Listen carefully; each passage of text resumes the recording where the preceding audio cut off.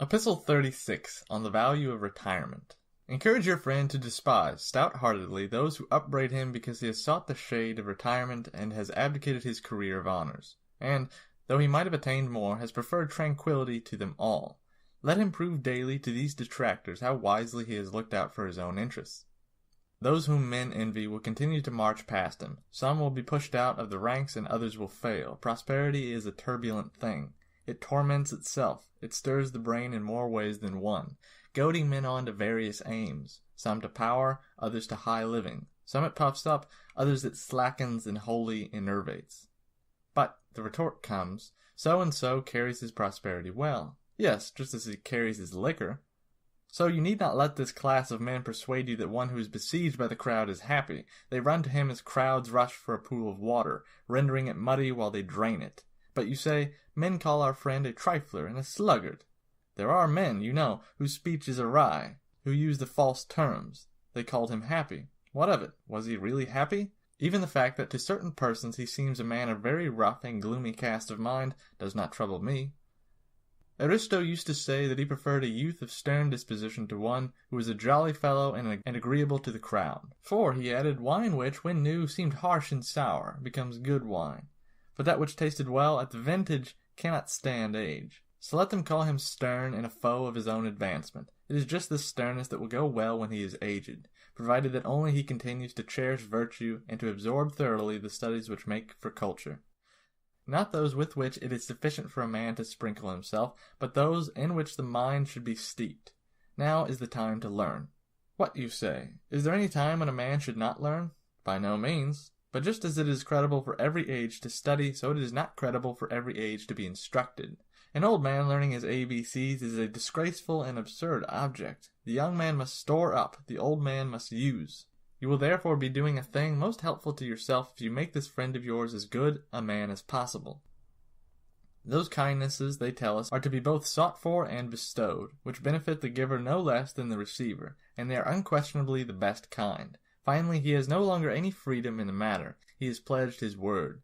And it is less disgraceful to compound with a creditor than to compound with a promising future.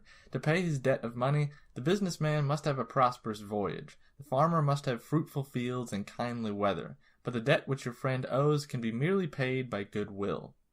Fortune has no jurisdiction over character. Let him so regulate his character that in perfect peace he may bring to perfection that spirit within him which feels neither loss nor gain, but remains in the same attitude, no matter how things fall out. A spirit like this, if it is heaped with worldly goods, rises superior to its wealth. If, on the other hand, chance stripped him of a part of his own wealth, or even all, it is not impaired.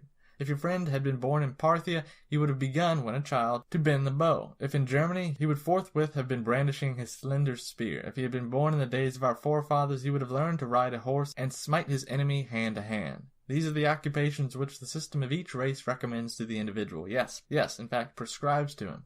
To what, then, shall this friend of yours devote his attention? I say, let him learn that which is helpful against all weapons, against every kind of foe, contempt of death.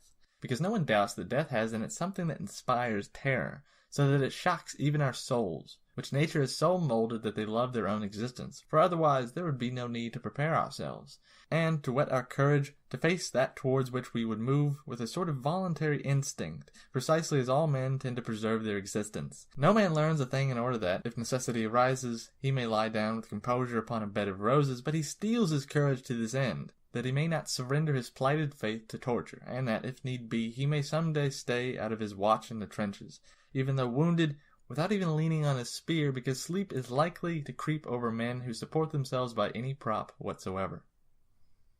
In death there is nothing harmful, for there must exist something to which it is harmful, and yet, if you are possessed by so great a craving for a longer life, reflect that none of the objects which vanish from our gaze and are reabsorbed into the world of things, from which they have come forth and are soon to come forth again, is annihilated. They merely in their course and do not perish, and death, which we fear and shrink from, merely interrupts life, but does not steal it away. The time will return when we shall be restored to the light of day, and many men will object to this were they not brought back in forgetfulness of the past. But I mean to show you later, with more care, that everything which seems to perish merely changes. Since you are destined to return, you ought to depart with a tranquil mind. Mark how the round of the universe repeats its course. you will see that no star in our firmament is extinguished, but that they all stay set and rise in alternation. Summer has gone, but another year will bring it again. Winter lies low, but will be restored by its own proper months. Night has overwhelmed the sun, but day will soon rout the night again. The wandering stars retrace their former courses. A part of the sky is rising unceasingly, and part of it is sinking. One more word, and then I shall stop. Infants and boys, and those who have gone mad, have no fear of death, and it is most shameful if reason cannot afford us that peace to the mind to which they have been brought by their folly. Farewell.